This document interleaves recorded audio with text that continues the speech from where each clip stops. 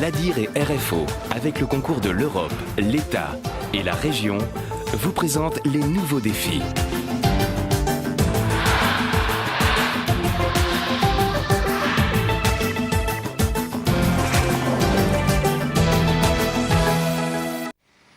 Madame, monsieur, bonsoir et bienvenue dans votre magazine économique. Alors ce soir, comme vous le voyez juste derrière moi, nous avons décidé de vous...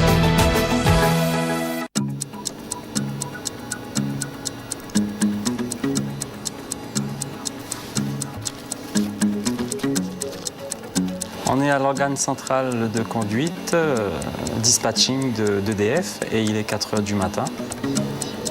Dis-moi, à Bois-Rouge, il y a... Moi, je suis ici depuis 19h45, j'ai pris mon poste, et je termine à 6 h et on travaille en 3-8.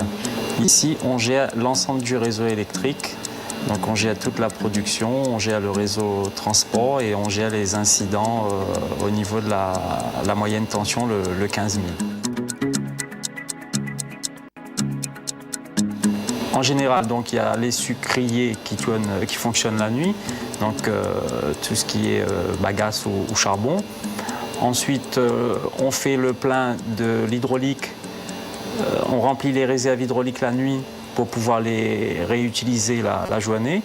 Et si on en a besoin, on va compenser par du diesel. C'est ça, et le diesel, on le lance le matin. Et le diesel, on le lance le matin. On lance le matin, en général, à partir de 4h30, 5h, 5h, 6h, ça dépend des jours. C'est vers côté, au niveau basse. Pour le ménage, il s'agit bien des supports. Il est environ 5 h du matin et on est à la centrale du port, centrale thermique, où nous produit de l'électricité pour la clientèle. Alors c'est de l'électricité produite par des moteurs thermiques, donc qui entraînent de gros alternateurs.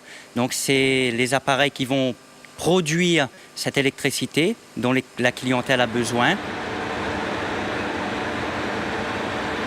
Ces moteurs, on les prépare selon la demande du dispatching. On fait tourner le moteur en vitesse lente et on ouvre des robinets qui permet de vérifier si effectivement il y a de l'eau ou pas. On a 3 groupes de près, 2 PC3, le 35 et le 36 et le 41 PC4.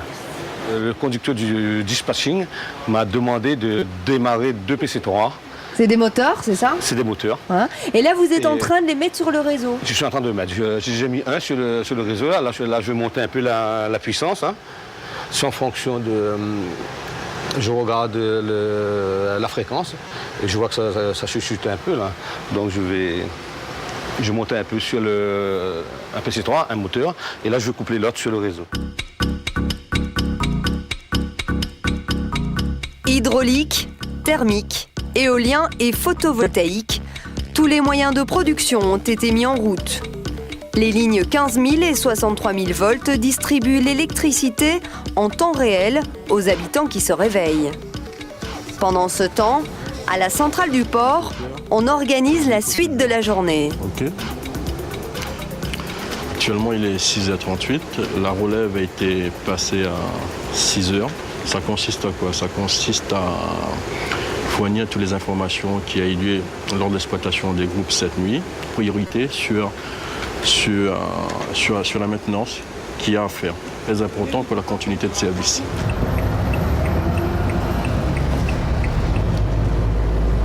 Là, on va avoir une intervention chez un client pour un remplacement de son compteur qui est défectueux. En fait, le compteur n'a plus d'affichage sur son compteur. Donc, on a prévenu le client par courrier pour lui dire qu'on passait ce matin dans un créneau horaire de 8 h à 10 h.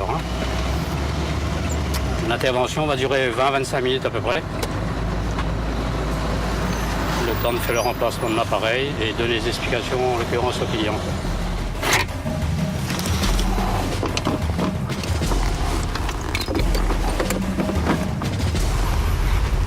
On a des plages horaires de rendez-vous qui partent de 8 h jusqu'à 16 h, avec des créneaux horaires de 8 h à 10 h, 10 h midi. Et les clients sont prévenus de notre passage dans des créneaux horaires de 2 h. Et les types d'interventions se varient. Disons qu'on fait des remises en service, on fait des coupures aussi, malheureusement il faut le dire. On fait des remplacements d'appareils et on fait beaucoup de portage de service aussi chez nos clients. Monsieur Vissé. Bonjour monsieur, venez, je vous en prie. Alors, que puis-je pour vous, monsieur? Alors, il est 10h24, on est à Saint-Pierre et moi je suis à l'accueil physique, donc j'accueille physiquement les clients.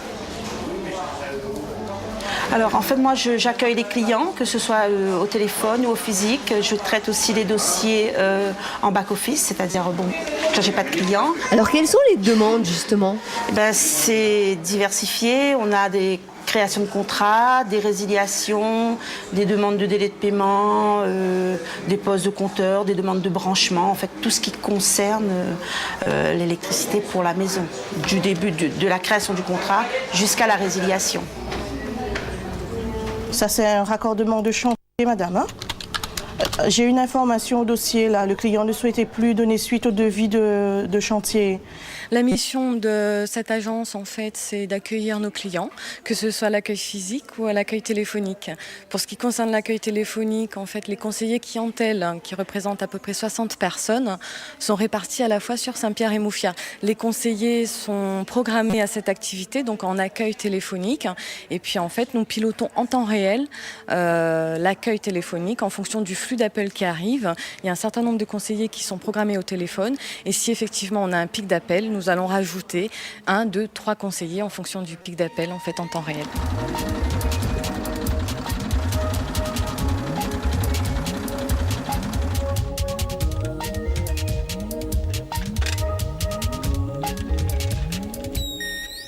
Nous sommes avec l'équipe de travaux sous tension, haute tension. Alors nous sommes à Plaine des Cafres, au tampon. Il est environ 11h du matin et nous intervenons sur un appareil de transport. L'équipe se compose de 4 personnes, c'est-à-dire un contremaître qui fait le chef et 3 monteurs qui sont dûment habilités à travailler sous tension, en haute tension.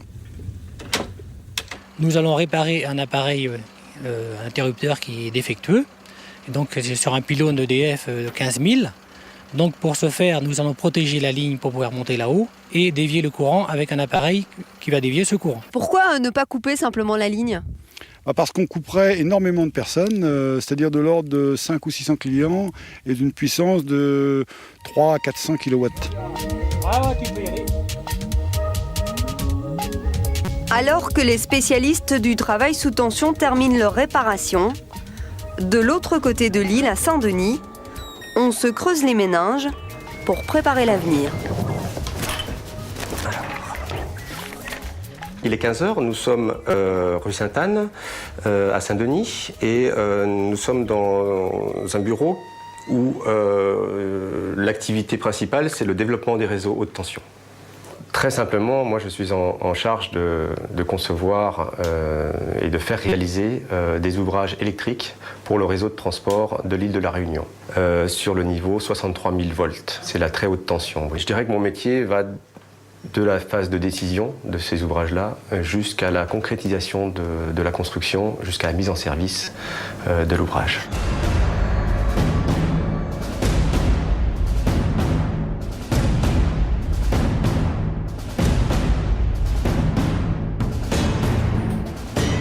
Il est 16h45. Donc ici, nous sommes dans la tour de contrôle du système électrique réunionnais où les opérateurs se relayent 24 heures sur 24 pour assurer l'équilibre entre la production et la consommation à chaque instant. C'est effectivement ici que, quelle que soit leur nature de combustible, leur énergie primaire, c'est ici que se décide l'appel des moyens de production à chaque instant. Donc nous avons plusieurs moyens de production à notre disposition, des moyens de production qu'on va appeler des moyens de production de base, qui sont par exemple la production hydraulique, la production thermique à base de charbon ou de bagasse, suivant si c'est la saison. Ça, c'est la production de base. Et puis ensuite, on va aller sur des productions de moyens qu'on va appeler moins souvent, mais qui sont aussi nécessaires chaque jour à l'équilibre de la production et à la consommation, qui sont la centrale thermique EDF du port, et puis, lors des extrêmes pointes de consommation, les turbines à combustion. Pourquoi c'est 24 heures sur 24 ? Parce que l'électricité ne se stocke pas. Donc on est en permanence obligés de faire appel aux moyens de production juste nécessaires pour faire face à la consommation des Réunionnais.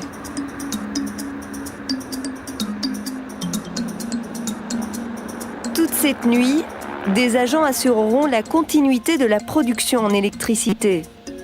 Lorsque nous dormirons, eux, ils travailleront pour que demain, à la première heure, nous ayons de la lumière et un café chaud. Que deviendront nos déchets dans 3 ou 4 ans? S'il y a bien un dossier brûlant pour le moment à La Réunion, c'est celui-là. C'est l'enjeu de ce soir. Il a été préparé par